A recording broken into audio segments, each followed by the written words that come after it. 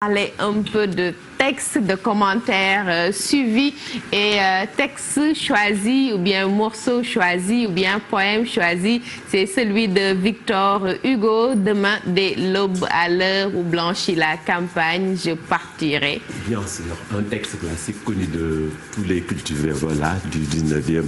Mais n'oublions pas qu'il va nous servir juste d'illustration pour une méthodologie. Et la méthodologie dont on va parler aujourd'hui, je ne vais pas à le faire chercher, c'est toi qui me le redemandes. Ça se fait en secondes.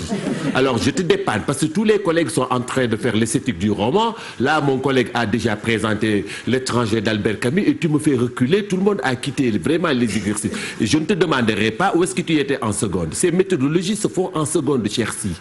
Et chaque fois, vous allez dire le prof ne l'a pas fait. Arrêtez de dire du mal des profs. On a tout fait, vous ne suivez pas. Ça ne se fait pas quand même, cher. On ne fait pas les méthodologies en terminale. Mais je vais t'aider juste pour 20 minutes et je continue le cours normal. Voilà. Donc, je disais que c'est l'un des exercices présents au bac, comme aussi le commentaire suivi, le commentaire composé, la dissertation et le résumé suivi de discussion. Et si tu n'es pas capable vraiment de gagner des points là-dessus, ne me dis pas que je ne vais pas revenir sur les 3 autres méthodologies. C'était juste pour te dépanner. Donc, on va le faire vite et bien. Donc, comme la majeure partie des exercices littéraires, le commentaire a une forme. Il est composé de 3 parties. Donc, que je vais schématiser. Une introduction, un développement et une conclusion. Et je ne cesse de vous le rappeler, à l'université, plutôt à l'examen, vos professeurs notent la présentation. Et la présentation aussi, elle est très importante dans ce que vous faites. Oui. Peut-être juste préciser le titre du cours pour les élèves qui vont nous prendre en cours. Oui. Et je ne sais pas pourquoi vous me faites revenir sur cet exercice, Chersi, parce que c'est l'un des plus accessibles quand même. Hein? Le commentaire, vous l'avez fait toujours, c'est la même méthode qu'ont appliqué tes professeurs pour toutes les études de texte que tu as fait depuis l'école primaire jusqu'à présent. Ça ne s'est pas très éloigné de la méthode Slipec des instituteurs. Donc tu devrais le maîtriser. Voilà. Donc je disais qu'il est très facile, cher. C'est une explication de texte. Il porte sur un texte. Et n'oublie pas que c'est un exercice qui a une forme. Je vous le répète et je vous le rappelle. À l'examen, il y a des points qui sont là gratuitement par rapport à la présentation. Donc, veillez sur ça. Alors, une belle présentation, c'est déjà une séduction. Je vous dis que, d'accord, au bac, on amène les feuilles. Mais au BFM, il nous arrive souvent qu'on corrige en pôle et un collègue qui est là-bas, cher, montre une feuille d'un élève pour dire que regarde celui-là, ce qu'il a fait. Déjà, les autres qui disent n'importe quoi. On n'a même pas lu. C'est sa présentation qui est défavorable. Comme souvent, un collègue exhibe une feuille, regardez-moi celui-là, et tout le monde dit, c'est une fille, c'est bien présenté. Pourquoi on croit qu'il n'y a que les filles qui présentent bien? Donc, applique-toi à veiller sur la forme de ton exercice. Ça pourra t'aider à gagner des points. Donc, comme je le disais, comme la dissertation, c'est un exercice qui a 3 parties. Une partie introductive et une grande partie développement qui est déjà prise par la dissertation. Donc ici, on dit commentaire des détails ou corps du devoir. Et enfin, comme pas mal d'exercices littéraires, une sortie de texte ou conclusion. Les rappeurs auraient dit outro. On entre, on sort. Voilà.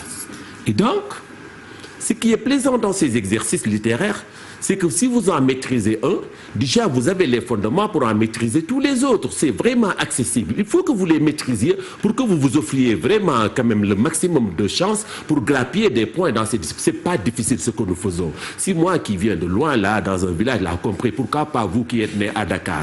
Quand même. Voilà. Donc l'introduction, je le dis les gars, comporte 3 parties. Une partie première qu'on appelle la situation, une deuxième partie qu'on appelle l'idée générale et une troisième partie qu'on appelle le plan. Voilà. On me dirait que c'est la même chose que la dissertation où l'on a ces 3 phases qui s'appellent amener le sujet, poser le sujet et annoncer le plan. Et sur la page, cela doit se faire, j'insiste, chaque partie, c'est des phases, ce n'est pas des parties, parce que c'est à l'intérieur d'une partie. Et à l'intérieur d'une partie, on parle de phases. Donc ces phases à la graphie doivent se présenter ainsi. Chaque fin de partie est marquée par un alinéa, un retour à la ligne. Et donc ça encourage le correcteur. Quand il voit le texte respire, il verra que là où il a commencé, il en est à sa situation, là où il connaît, il en est à son idée générale, et là, il en est à son plan. Le texte respire et est agréable à corriger parce qu'agréable à lire. Et dans cette première partie de la situation, on se sert de ce qu'on appelle le paratexte. Par paratexte, quand nous appliquerons tout de suite à un cours, nous verrons sur le texte sur lequel nous allons travailler, donc Demain des lobes de Victor Hugo, on appelle paratexte l'ensemble des éléments qui entourent le texte mais qui ne font pas partie du texte. Parce que, par exemple, le texte que nous avons commence par demain et se termine en fleurs. Mais tout ce qui est écrit en haut, écrit en 1884, le titre Demain des lobes, le nom de l'auteur Victor Hugo, l'ouvrage d'origine, les contemplations, la date de publication, ne font pas partie du texte proprement dit. Ce sont les éléments du paratexte qui entourent le texte. Et ces éléments du paratexte doivent vous permettre d'entrer dans le texte. Et par rapport à ça, donc vous présentez le texte. C'est comme, mademoiselle, on rentre souvent, il m'arrive d'aller avec quelques élèves et on croise votre parent. Mais attends, on ne vous a pas envoyé à l'école pour vous accompagner de garçons. Vous devez dire à votre père qui je suis. Vous devez lui dire, papa, le monsieur avec qui je suis s'appelle monsieur Diagne. C'est mon professeur de français au cours tel à l'école. Comme ça, votre papa, c'est la même chose qu'il faut faire avec le texte. Il faut le présenter. Et présenter un texte, c'est vraiment présenter son auteur, dire l'époque de l'auteur, dire l'ouvrage d'origine, dire vraiment son siècle et le courant auquel il appartient. Ce sont les éléments qui renseignent sur le texte. Qui renseignent sur le texte. Voilà. Donc, bien vu, Rokhaya a posé une très bonne question. C'est des éléments qui permettent d'entrer dans le texte. Le titre, donc le nom de l'auteur, le nom du recueil, l'année de publication sont des éléments. Et des fois, même comme sur vos textes, vous avez ce qu'on appelle un chapeau. Le chapeau est un élément du paratexte. C'est juste une petite entrée explicative de circonstances ou bien de conditions de création de ce texte. Donc, si j'applique cette méthodologie à mon texte, comme vous aviez dit à votre papa, c'est M. Diagne, vous allez dire ce texte. Donc, n'oubliez pas qu'en terminale, les enseignements doivent porter uniquement sur les esthétiques des genres. Et cette esthétique des genres vous a appris à reconnaître de facto les textes. Moi, en tant que professeur, ce qu'on m'a demandé, c'est qu'à la fin de l'année, que vous soyez capable d'identifier n'importe quel fragment de texte qu'on vous donne et de dire à quel genre il appartient. Si j'arrive à ça, ça me dit aussi, depuis la seconde, les gars, on vous a appris à faire une entrée de la littérature à travers les genres et les courants littéraires. Donc, vraiment, la carte d'identité, si je puis dire, de chaque texte, vous l'avez en vous. Reconnaître un texte poétique d'un texte romanesque et un texte théâtral, ça, si vous l'avez pas, ou si vous n'arrivez pas à le faire, vous savez ce qu'il me reste à vous faire. Appelez pour qu'on vous retourne en seconde. Parce que vous savez le faire quand même. Donc, de facto, tout le monde sait que ce texte, dans sa forme, porte des critères formels, présente des critères de poéticité, rien que sur sa présence. Écrit en vers, disposé en strophes, et disposé en strophes, voilà, et qui mène à sa fin. Et à la fin des strophes, on a toute cette forme. Et d'ailleurs, même, je vais poser des questions orales. Quel type de strophe on a ici, cher? Comment est-ce qu'on appelle une strophe de 4 vers? Bien, un quatrain. Donc, ton poème est composé de... Allez, on fait une petite feedback de souvenirs de 4 quatrains. Tu as parfaitement raison. Et comment est-ce que tu me définis la répétition homonymique, si vous voulez, des mots à la fin des vers pris 2 à 2? Comment tu m'appelles cette relation qu'il y a entre campagne et montagne, ou bien entre matin et longtemps? Ah oui, tu as raison, ça s'appelle rime. L'homophonie ou la répétition d'un son à la fin des vers pris 2 par 2.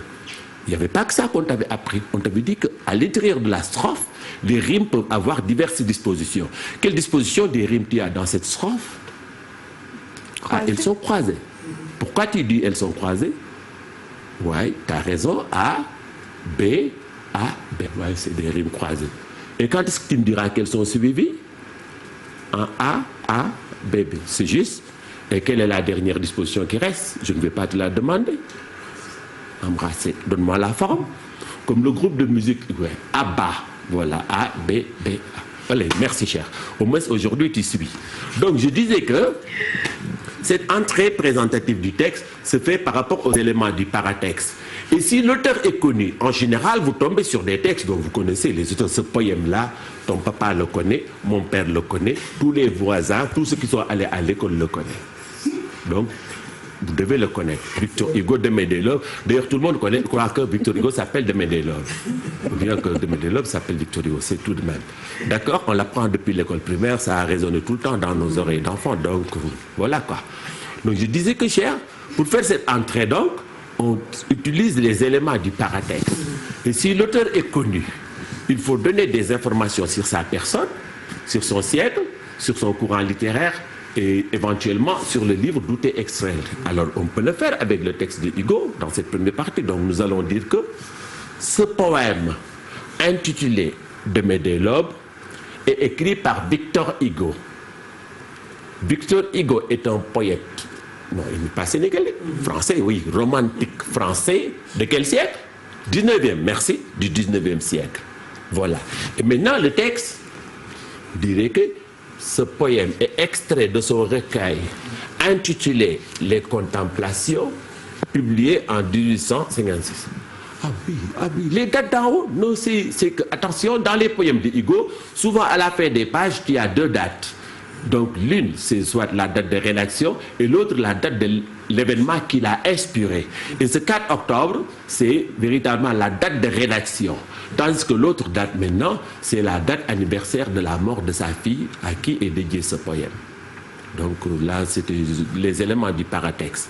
Donc je répète, n'importe quel texte, vous pouvez appliquer la même chose. On ne vous donnera jamais un texte sur lequel vous n'avez pas de paratexte. On va essayer de vous m'appliquer ça à ce poème.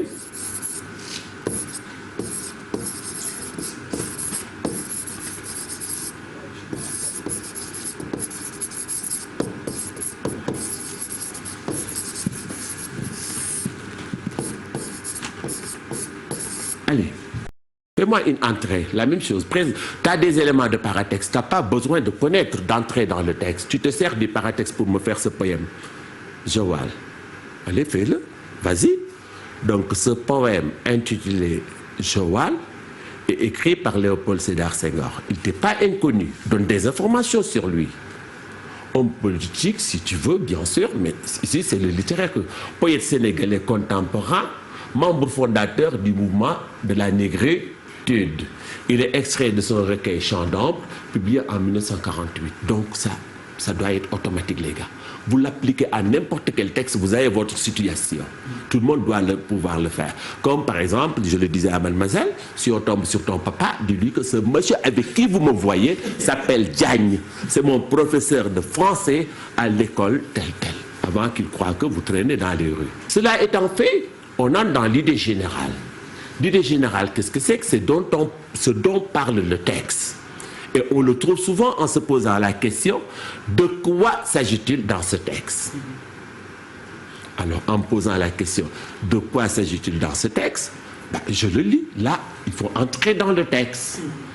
Demain, dès l'aube, à l'heure où blanchit la campagne, je partirai. Vois-tu, je sais que tu m'attends. J'irai par la forêt, j'irai par la montagne, je ne puis demeurer loin de toi plus longtemps. Je marcherai, les yeux fixés sur mes pensées, sans rien voir au dehors, sans entendre aucun bruit, seul, inconnu, le dos courbé, les mains croisées, triste, et le jour pour moi sera comme la nuit. Je ne regarderai ni l'heure du soir qui tombe, ni les voiles au loin descendant vers Harfleur. Et quand j'y arriverai, je mettrai sur ta tombe un bouquet de houverts et de bruyants en fleurs. Là, je suis dans le texte. En entrant dans le texte, je pose ma question, ni les voiles au loin descendant vers Harfleur. Et quand j'y arriverai, je mettrai sur ta tombe un bouquet de houverts et de bruyants en fleurs. Là, je suis dans le texte. En entrant dans le texte, je pose ma question de quoi il s'agit dans le texte. Dans ce texte, Hugo nous informe sur son intention de se rendre sur la tombe de sa fille, où il a l'habitude d'effectuer un pèlerinage chaque année. Et maintenant, sur le plan formel, j'ai 3 strophes il me suffit de donner mon plan. Donner un plan, c'est diviser le texte en un certain nombre de parties et de donner un titre à chaque partie. Pour que ça soit commode, on va donner à chaque strophe un titre. On va dire première strophe, le projet. Voilà, Hugo nous informe. Les verbes sont au futur. C'est demain qui va faire l'action. La deuxième partie, c'est Hugo même sur le chemin, sur la route. Donc le voyage, car c'est un véritable voyage. Il part à l'aube, il arrive le soir.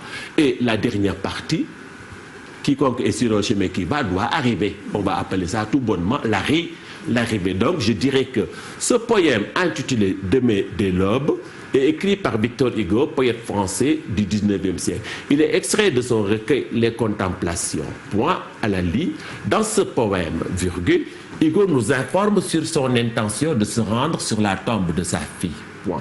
Notre poème s'articule autour de 3 mouvements. 2 points. Premier mouvement, première strophe, 2 points. Le voyage, le projet. Deuxième partie, deuxième strophe, 2 points. Le voyage. Troisième partie, troisième strophe, l'arrivée. Et maintenant, arrive la grande partie où l'on développe. On développe les parties qu'on a prises. Là, on entre dans le texte, on explique un peu. C'est suivi, donc suivi veut dire linéaire. On suit le texte vers par vers, groupe de mots par mot. Mais n'oubliez pas que c'est un texte poétique. Et dans la poésie, nous l'avions appris très souvent, l'important et la manière de dire est beaucoup plus importante ce qui est dit. D'où la nécessité d'avoir une bonne maîtrise des procédés de rhétorique, de savoir reconnaître les dispositions, etc. Tantôt, on a fait une petite révision, par exemple, sur cela, et vous le voyez, on développe les différentes parties du texte. Et enfin, on arrive à la conclusion. La conclusion aussi, 3 mouvements. Donner, par exemple, on fait la synthèse du style et du fond. Ensuite, on donne vraiment son impression sur le texte et sur l'auteur et on finit en beauté. Par ailleurs, ce texte est très plaisant, on peut jouer sur ça. On remarque, si j'emprunte la grille dont parlait tantôt l'inspecteur, on se rend compte que dans le texte, on a des pronoms personnels. On a un je, un tu, M apostrophe, etc. Si je fais une entrée par les pronoms personnels, je me rends compte que dans le texte, je n'ai que des je et des tu. Et ces je et tu, on les rencontre dans quel type de discours? Comment tu vas? Bien. Et toi? Cool, ça fait longtemps que je ne t'ai pas vu. C'est ce qu'on appelle le dialogue. Or, si on voit dans ce dialogue, on se rend compte que l'interlocuteur, le tu, est absent. Ce qui motive le départ de je, qui s'en va vers tu. La deuxième strophe, si vous la regardez, comme disait l'inspecteur, sur le plan formel, c'est une seule phrase très longue, coupée de beaucoup de virgules, qui nous renseigne un tout petit peu sur le voyage, axé uniquement sur l'auteur, qui semble être arraché du monde, tellement branché sur son malheur que, sur ses pensées, qu'il n'arrive plus même à distinguer le jour de la nuit. Donc, complètement coupé du monde, une sorte de Robocop programmé, qui ne se rend même pas compte s'il est dans le jour et la nuit, qui ne regarde même pas la beauté de quoi que ce soit, comme il nous le précise, et en fait qui arrive, comme aurait fait un musulman, là où nous mettons des Fatiha et des Ikhlas pour nos morts, lui dépose des fleurs mortuaires, c'est-à-dire des fleurs de tout ça. Alors faites pas les toubabs, n'ayez pas une amie qui se marie pour que vous lui achetiez des houx et des bruyères. C'est des fleurs réservées à la mort. Chez les toubabs, avec cette propension qu'on a à faire les toubabs, choisissez bien vos fleurs, car les fleurs ont des sens. Et si vous vous rendez compte aussi des rimes, on peut y trouver des choses assez intéressantes. Donc c'est des rimes alternées, comme vous avez dit, c'est des rimes croisées. Et sur le plan truc, c'est des rimes féminines et des rimes masculines. Or, le je, c'est un papa, un homme. Le tu, c'est une femme, la fille. Donc, le croisement montre cette relation entre un père et une fille, à toi et à moi. Et le poème est très beau. Sur la fin du poème, si on avait enlevé le mot tombe, personne ne serait mort, je mettrais sur ta table. Mais on se rend compte que, hop, on a une surprise. Mais attends, le monsieur, la personne à qui il parlait est une personne morte. Ce qui demande un retour encore pour une rélecture où on se rend compte que celui qui disait « je sais que tu m'attends » en réalité est dans l'au-delà. Alors, donc, tout ce mysticisme-là qu'il y a, et rappelle un tout petit peu notre culture, aduna mom moy demal mangi ñew, alakhira moy demal mangi ñew, c'est comme s'il disait que je sais que tu m'attends, cette attente-là, elle est dans l'au-delà. Yaa nga ma fa jitu, ma ne dinaa dee fekk si la, c'est ce qu'il veut dire quand il dit que je sais que tu m'attends. Donc, comme je le dis, c'est un exercice très facile. Et j'ai l'habitude de vous dire que si vous l'oubliez, pensez au journal. Il ressemble bien à sa forme au journal. Parlez des journaux qu'on nous présente. Le gars il commence par faire une introduction. Madame, mademoiselle, monsieur, bienvenue dans cette présente édition du 19h que je vous présente à travers les ondes de la FM, radio, je ne sais quoi. Point. Alors, ensuite, il vient au parti. Actualité du jour dominée par la décision du gouvernement de prolonger le couvre-feu, ensuite les cotisations pour lutter contre le Covid-19. Enfin, nous terminerons sur les audiences du chef de l'État. Il y a une musique qui est un jungle qui correspond à un saut de ligne pour montrer vraiment qu'on est dans le développement. Et dans le développement, vous n'avez pas le droit de dire que, ouais, Sadio Mané, non, vous ne nous aviez pas dit ça dans le truc. Restez dans votre texte. Vous dites que, ouais, comme nous l'annoncions tantôt, etc. Quand le journaliste ferme, il dira que merci de nous avoir suivis, etc. Donc, sur le plan formel, c'est un exercice qui ressemble beaucoup à un journal, sauf que dans ce journal, tout se compose et reste dans un texte. Et donc, voilà, je crois que ça a été sommaire, mais tu as bien capté et que si ce n'est pas clair, je pourrais revenir là-dessus. Mais c'est un exercice qui s'apprend en secondes. En terminale, on nous demande de faire des esthétiques pures. Tu me fais tout le temps reculer, Chersi. Quand même, il faut suivre. En tout cas, Cher, il a intérêt à bien suivre. En tout cas, rien à dire. Il y a le réalisateur qui me souffle à l'oreille. Ah, que c'est beau. Même Mao est touché. Moi, ce que j'aimerais, c'est qu'il nous a lu le texte dans la contrainte du temps. Moi, j'ai envie de l'entendre, machallah, avec cette voix, avec cet amour qu'il a de ce texte. J'ai envie de l'entendre se délecter du texte et l'offrir en cadeau aux enfants. Pour que nous puissions finir en beauté. Docteur, si vous me demandez ça, c'est moi qui suis honoré quand le marabout commande, le talibé ne fait qu'exécuter. Mais c'est un tout petit peu ça. N'oublions pas que dans l'origine, les explications mythiques disent que la poésie est un art indissociable de la musique. C'est des paroles, aurait dit Senghor, agréables à l'oreille, au cœur et au sens, comme le bac, comme le tag. Si vous faites un tag à Massamba, je ne pourrais pas dire ça en texto. Il faut que ce soit dit pour que le docteur l'entende. Je lui dirais qu'il y a un borom kokki. Nous avons fait lu ñaaw ndaxte daara ju mag ji nit ñu baax ñi di jógee Sénégal ci sa dëkk la rek kon mënuñu etc. Ça va lui faire plaisir. C'est la même chose. La poésie est un art indissociable de la musique et vérifié. Je crois que le texte a été mis en musique par un groupe qui s'appelle les Franchines et beaucoup de personnes. Donc à l'heure du prophète, du mot marabout, je vais le lire. Demain dès l'aube. Demain dès l'aube, à l'heure où blanchit la campagne, je partirai. Vois-tu, je sais que tu m'attends. J'irai par la forêt, j'irai par la montagne. Je ne puis demeurer loin de toi plus longtemps. Je marcherai, les yeux fixés sur mes pensées, sans rien voir au dehors, sans entendre aucun bruit, seul, inconnu, le dos courbé, les mains croisées, triste, et le jour pour moi sera comme la nuit. Je ne regarderai ni l'heure du soir qui tombe, ni les voiles au loin descendant vers Alfleur. Et quand j'y arriverai, je mettrai sur ta tombe un bouquet de verre et de bruyère en fleurs. Magnifique. En le lisant, on a l'impression que si on remplace Alfleur par Soumbédioune, ça donne bétoir. C'est aussi la même beauté sur la corniche. Voilà, en allant vers les cimetières et ne pas regarder les voiles descendant vers Soumbédioune et l'îlot serpent. Exactement. Voilà. Exactement. Exactement.